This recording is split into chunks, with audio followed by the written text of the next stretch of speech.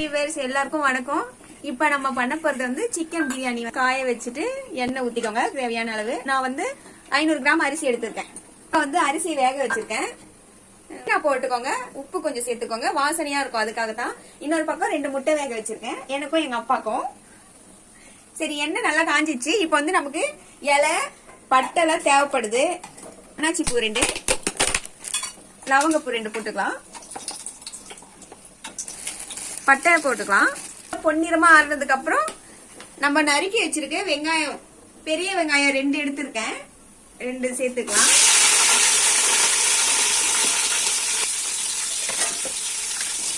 இது கொஞ்சம் பொன்னிறமாகட்டும், அது வரைக்கும் நம்ம இதை வதக்கணும்.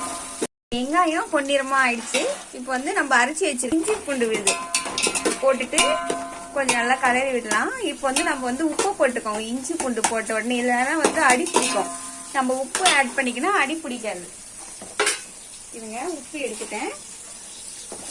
இப்ப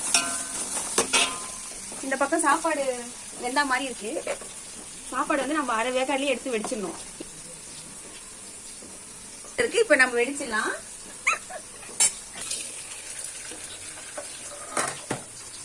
மழை சாரல் மாதிரி தெளிச்சிச்சுங்க. இப்போ நல்லா இது வதங்கிடுச்சு. இப்போ வந்து நம்ம தக்காளி போட்டுக்கலாம்.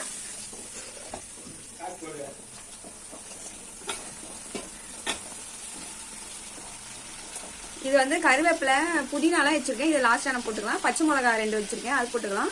கருவேப்பிலை கொஞ்சம், புதினா கொஞ்சம் போட்டுக்கினாக்கா அது வதக்குறப்ப அந்த பிளேவர் வாசனை நல்லா இருக்கும் சாப்பிட. தக்காளி நல்லா வதங்கிடுச்சு.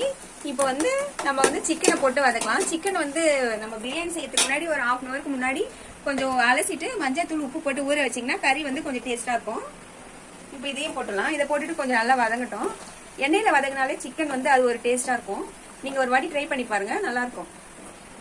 எங்க அப்பா வேற இதுல திடீர்னு வந்துட்டு காஃபி போட சொல்லி ஒரே தொல்லை பண்ணின்னு இருக்காரு. அதனால அவருக்கு அங்க பால் காஞ்சின்னு இருக்கு. அவருக்கு ஒரு காஃபி, சின்ன ஒரு காஃபி போட்டு குடுத்துட்டு வந்துடலாம், ஓகேவா? இதோ காஃபி தூள் போட்டு வச்சிருக்கேன், அது வரைக்கும் காயிட்டு அது ஒரு பக்கம் இருக்கு. இதை நம்ம வதக்கிடலாம். வந்து இது கூட மசாலா நம்ம ஆட் பண்ணலாம்.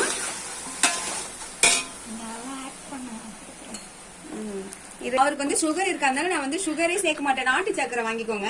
நாட்டு சக்கரை வாங்கி 1 ஸ்பூன் சேர்த்துக்கோங்க, போதும். நம்ம இதை வதக்குறோமா, வதக்கிட்டு இது கூட வந்து தயிர் ஆட் பண்ணலாம். நல்லா கலரி விடலாம். ஒரு பக்கம் நம்ம முட்டை வேக வச்சு இல்லையா, முட்டை வெந்துடுச்சு. அந்த அடுப்பு அமர்த்திட்டு சுடு தண்ணி காஷ்மீர் சில்லி பவுடர் போட்டுக்கலாம். 2 ஸ்பூன் போட்டுக்கோங்க. பிரியாணி மசாலா ஆட் பண்ணிக்கோங்க,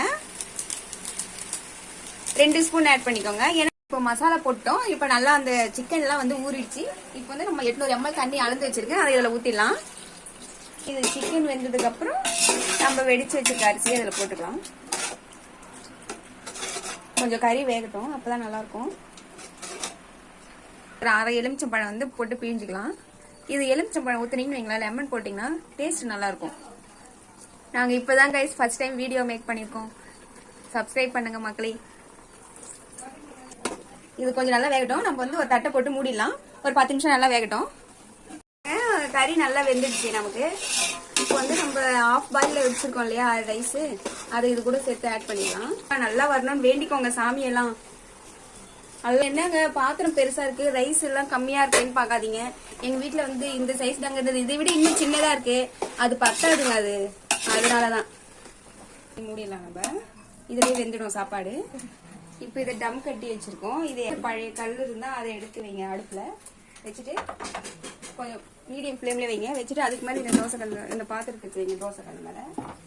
இப்போ அந்த கல் ஹீட் ஆகி மேலே வந்து வெயிட் வைக்கணும். இப்போ குக்கர் மூடி வெயிட் ஏற்றி வச்சுட்டு போறீங்க, பாத்திரத்துல தண்ணி வைக்கணும், புரியுதா? இப்போ வச்சாச்சு, டம் போட்டு வச்சது வந்து ஓகே ஆயிடுச்சு. பாருங்க பிரியாணி எவ்வளவு நல்லா வந்துருக்குன்ட்டு.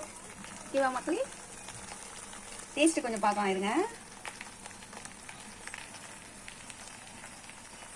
வாவ் மக்களே, வெரி நைஸ்ங்க, செம்ம சூப்பரா இருந்திருக்கு. நான் பண்ண மாதிரி பண்ணி பாருங்க, வேற லெவல்ல இருக்குங்க, சூப்பருங்க.